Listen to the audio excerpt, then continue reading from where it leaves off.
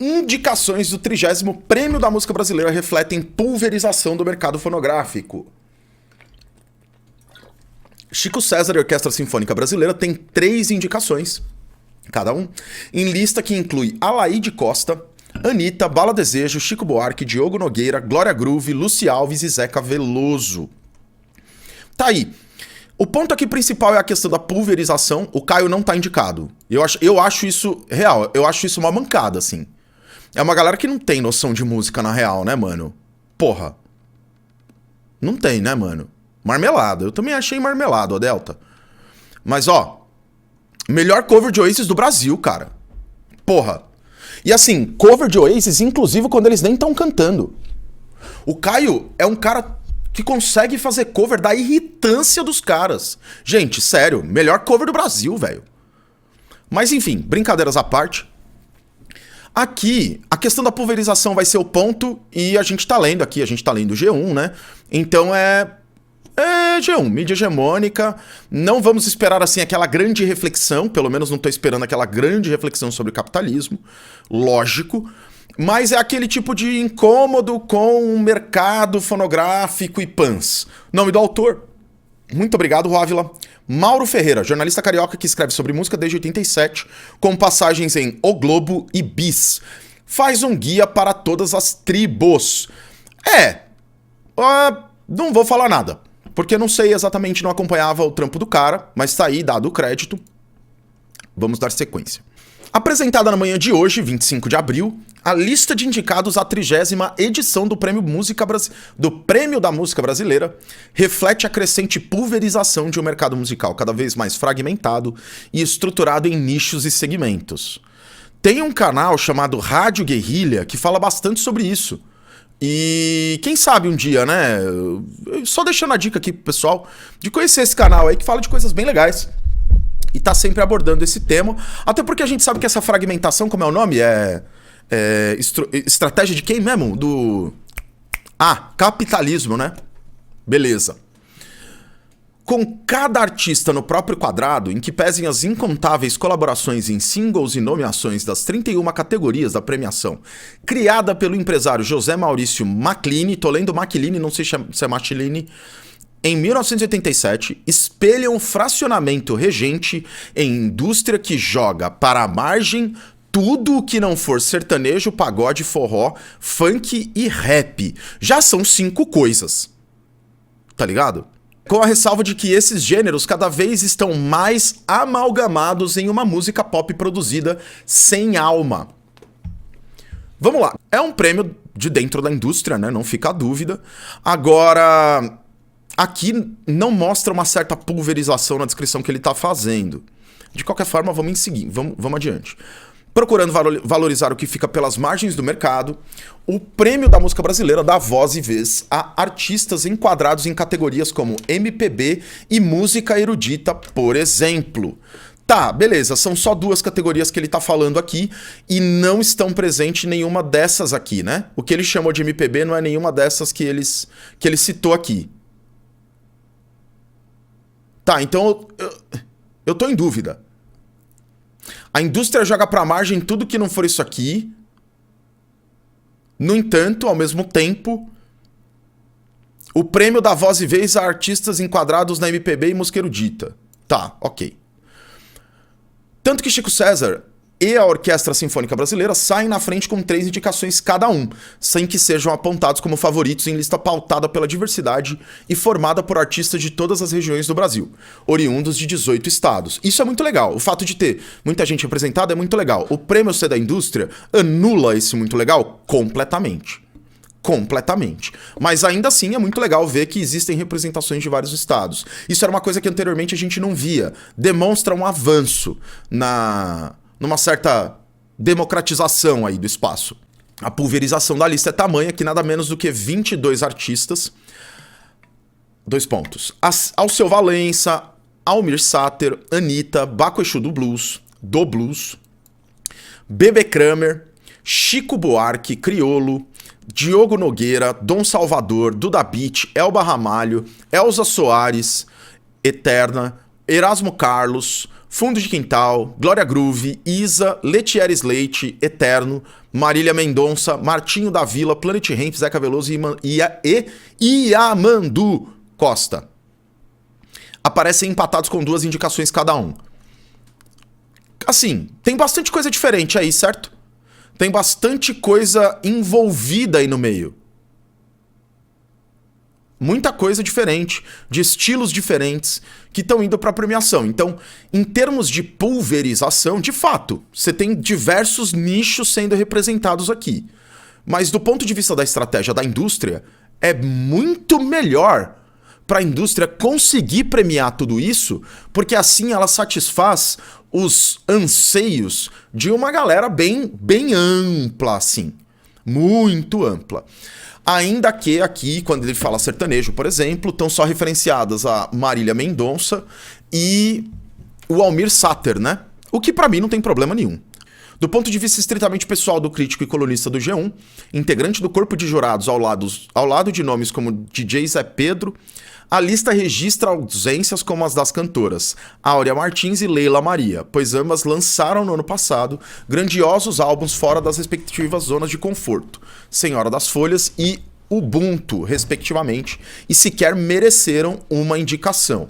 Ok, não conheço esses trabalhos, a gente precisa conhecer, provavelmente deve ser coisa muito boa, acredito aí na opinião do crítico, acho que deve ser coisa boa mesmo, mas... Continuando, contudo, não se pode falar em justiça, pois é preciso ressaltar que o alto fluxo de lançamentos fonográficos implica em inevitáveis ausências. Olha só, gente, o problema é que muita gente lança música, né? Tem muita música sendo lançada, então realmente não tem jeito, sabe? As presenças são muitas e os vencedores serão revelados em cerimônia agendada para o dia 31 de maio no Teatro Municipal do Rio de Janeiro. A cidade do Rio de Janeiro, entre números musicais que celebrarão a vida e a obra da cantora Alcione, com as participações de nomes como Criolo, Emicida, Glória Groove, Larissa Luz, Maria Bethânia, Tim Bernardes, Zeca Pagodinho e Zé Ibarra, entre outros artistas. Vamos lá. Por que é importante essa premiação? Quem é que tem interesse na premiação desses artistas nesse período? É um álbum muito bom. Sim, com certeza tem muita coisa sensacional aqui no meio, inclusive Letieres Leite, que a gente gosta bastante. Mas no meio disso tudo e no meio da proposta ali, a gente não pode esquecer que esse é um prêmio dado de uma forma mais diretamente, digamos assim, da indústria mesmo. É um prêmio que tenta laurear ali, de alguma forma, quem satisfez, quem ganhou pontos, quem mandou muito bem dentro do quesito música brasileira, em termos não só de qualidade sonora, em termos de, por exemplo, criatividade, originalidade dos artistas, mas também em vias, em questões de, beleza, é uma galera que precisa... Tem uma galera aí que merece tal, mas tem uma galera que precisa ganhar os prêmios, porque pra indústria é importante premiar, porque vendeu pra caralho, e é assim que a indústria vai conseguir ditar os próximos pontos. Ou seja, quando a gente fala da indústria cultural, ela trabalha muito por meio de similaridades. Isso significa que aquilo que deu certo para uma determinada pessoa, para algum determinado artista, é o que vai ser replicado pela indústria. A indústria também é quem recebe quem faz a arte, portanto, ela não só vai querer replicar isso em quem entra, mas também ela vai buscar colocar para dentro artistas que repliquem isso, certo? Portanto, não existe uma democracia representada no número imenso de artistas que estão aqui. Dá uma ideia de que, nossa, vários setores da música brasileira estão recebendo prêmios, mas ainda assim é uma premiação que celebra artistas que merecem essa celebração. Não tô criticando o mérito de ninguém, acho que muita gente que tá aí merece pra caralho o prêmio. Mas, digamos assim, do ponto de vista direto, é uma galera que pra indústria satisfaz o que de hoje pra frente se mostra como as ideias e as propostas que vão entrar na discussão musical. Como assim? Essas são tendências. O que é premiado numa premiação dessas são tendências. É quem Mandou muito bem. Beleza, sim. Mas também é um recado para quem tá no mesmo ramo, nos mesmos nichos. Ah, ok. Para que eu consiga sucesso agora no meu nicho, eu preciso, estando no nicho de algum dos artistas representados aqui, atender às demandas que esses artistas atenderam. Certo? Vocês estão comigo? Para que esses nomes estivessem aqui, eles fizeram um trabalho do caralho. Para os próximos que chegarem aqui, além de fazerem um trabalho do caralho, o parâmetro tá dado. E assim sucessivamente. Da mesma forma que os parâmetros dados para os artistas que ganharam nesse ano foram dados no ano passado. E isso acompanha uma tendência. Como é a própria indústria que controla as premiações, a indústria passa naturalmente a controlar as tendências. Então o ponto é, a indústria controla tendências. Ela consegue, pelo menos assim, ela consegue apreender diversas tendências com um festival desses. Ela atende a 2 anseios diferentes que ela tem. O primeiro, de fato, passar a ideia de meritocracia para as pessoas que acompanham o caminho da indústria cultural. Isso não é exclusivo da indústria cultural. Isso acontece com outras indústrias também. Em qualquer ramo, existe um anseio, do ponto de vista do capitalismo, né? Existe um anseio de mostrar para as pessoas: olha, existe um mérito em quem chegou aqui. Quem chegou aqui trabalhou muito para conseguir esse prêmio. Quem chegou aqui se matou para estar aqui. Isso não é uma coisa que a gente pode falar, ah, não é bem assim. Lógico que é, mano. Essa galera sim, é uma galera que se matou, trampou pra caralho. Fez um puta som, saca? Tipo, se envolveu com projetos, se dedicou em projetos que merecem de fato os prêmios. Mas, de novo, pensando do ponto de vista, assim, mais capitalista possível. De um lado, isso apazigua esse anseio. A ideia de que existe um mérito. Isso também, ao mesmo tempo, apazigua um outro problema para essa indústria, que é quais serão as próximas estrelas, os próximos astros, as próximas pessoas, nem que sejam tipo lado B e tal, mas no geral, quais serão os próximos ditames? Qual vai ser o próximo panorama de arte que a gente vai querer deixar? Por quê? Porque pensando como indústria, tudo cai dentro da lógica do lucro e do investimento. Para a indústria, saber quais são os caminhos, prever pelo menos um palmo na frente do nariz, num mundo de escuridão, que é o mundo de investimento no sentido mais assim abstrato do termo, afinal você está especulando, sempre tem um risco. Quanto mais você reduz esse risco, mais você enxerga adiante, mais previsibilidade você tem nos seus investimentos. E por isso, maior chance de você colocar seu dinheiro ali. Com isso, a indústria resolve as duas coisas. Percebe? Ela presenteia o mérito, ela premia o mérito dos artistas que trabalharam, ao mesmo tempo que ela também, de certa forma, controla um pouco do que vai dizer a indústria própria, o que vai ditar os caminhos da indústria dali em diante. Isso é extremamente calculista do ponto de vista assim de pessoas entram numa sala e as pessoas confabulam. Não. Isso acontece de forma meio indireta, às vezes. E por quê? Porque muitas coisas podem interferir no desenvolvimento de um artista e o seu estrelato. Um artista estourar pode obrigar a indústria, por exemplo, a fornecer para ele um prêmio. Obrigar mesmo, no sentido de, olha, eu lutei contra tudo e lutei contra todos, porque existem esses casos. Artistas que, se não fossem as pessoas ao redor e o próprio trabalho, não teriam chegado em lugar nenhum, pois não houve ajuda, em nenhum momento. Então a gente sabe que existem pessoas que merecem, porra, pra caralho, pessoas que fazem trabalhos e se dedicam e conseguem se estruturar com a sua própria comunidade. Mas isso são nichos pequenos.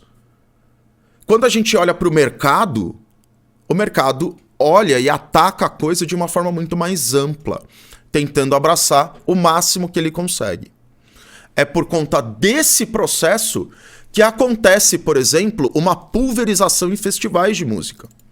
Perceba, antes, talvez a gente não tivesse essa pulverização, visto que a indústria cultural era contemplada com 4, 5 estilos musicais. Portanto, você vai ter poucos prêmios, poucas subdivisões. Agora, a indústria também se modificou, se expandiu. Logo, ela está em mais nichos diferentes. Ela consegue se aproximar de uma série de nichos e, por isso, premia esses nichos. Assim, conseguindo prever ganhos em cada vez mais ramos e não menos. Um festival ser pulverizado nas suas indicações e premiações é só mais uma intenção da indústria. Assim ela lucra mais. Porque lucrar em cima de 5 estilos, não são muitos que vão lucrar. Quanto mais estilos você tem, maior a chance do teu lucro. Então a gente precisa aprender a olhar para a indústria cultural como a gente olha, por exemplo, para a indústria, sei lá, para qualquer tipo de processo industrial ou então conglomerado, ou, para falar uma palavra que o Monark adora, né? Cadê o... Acorda, cara! Os oligopólios. Ou, para falar mesmo de pessoas que se... Ali, a galera que vai fazer o investimento mesmo acontecer. Gente, ninguém quer perder dinheiro. Ninguém quer perder dinheiro. Então tudo vai ser feito para alavancar pessoas que estão em estilos diferentes, porque assim mais gente ganha dinheiro e mais. E aí tem um outro ponto. Não só mais gente ganha dinheiro. Os poucos que ganhavam muito passam até a ganhar mais. Porque antes eram envolvidos com 1, 2 mercados. E agora, por meio da pulverização, alcançam vários outros. Então, tipo, na mão da indústria tá tanto a valoração desse mérito de quem estava antes, quanto os ditames, os caminhos, as propostas possíveis que quem está dentro da indústria, observando pela perspectiva do lucro, pode enxergar para fazer os seus investimentos. Por exemplo, você é... Vamos pensar aqui, por um breve momento, um capitalista do capitalista mesmo, e que quer investir dinheiro no meio fonográfico. É uma pessoa que tem ações de uma... ou um grupo de pessoas que tem ações de uma empresa gigantesca, um puta conglomerado, e nesse sentido consegue articular pessoas que vão ter sucesso e pessoas que não vão ter sucesso. A partir disso, olha, a gente sempre vai forçar o caminho da grana aí pro que é mais previsível. Portanto, a gente sempre vai levar o caminho do som para aquilo que é mais previsível também. Por isso que a música passa por um processo de... como é que eu posso dizer? As pessoas chamam de falta de originalidade. Mas, de fato, no mainstream, a gente tem a sensação que mesmo pulverizado, tá tudo mais ou menos naquela onda do pop. Tá tudo meio mesclado. Porque é mais fácil para a indústria ganhar dinheiro assim. E é ali que ela vai fortalecer os seus negócios. É ali que ela vai fortalecer esses artistas. E é aí que ela vai transmitir segurança para quem investe nela. Olha, eu não invisto em qualquer artista. Os artistas que eu investi me deram tanto de retorno. Então você investe em mim. Sacou? Existem fundos de investimento em audiovisual, por exemplo. Sim, importante dizer isso. Recentemente, alguns fundos de investimento de algumas empresas e bancos aqui brasileiros, isso chegou aqui, tá? Adquiriram o catálogo de várias canções, inclusive canções que foram hits no Brasil inteiro, do Gustavo Lima, da Marília Mendonça, de uma galera assim, um catálogo de composições, pois as composições pertenciam ao compositor original, que vendeu isso para o fundo de investimento. O que isso gera? Isso gera como é que eu posso dizer assim? Gera um problema. Um puta de um problema. Porque essas músicas deixam de ser de uma pessoa e passam a ser de um grupo que vão olhar para aquilo como um objeto, ou melhor, como um produto. Algo que precisa se transformar em lucro. Assim como a lata de refrigerante, velho. Isso ajuda a reforçar a ideia de que a gente vive uma música, ou vive uma época em que a música tá cada vez mais pasteurizada. Mas assim, tem muita coisa diferente, só que essas coisas diferentes não atingem o mainstream. Por quê? Porque o próprio mainstream não quer elas lá. Porque não dá esse espaço e porque coloca no lugar dessa outra arte uma galera que se solidifica, porque pro mainstream é mais tranquilo. Dói menos. Entende o que eu quero dizer?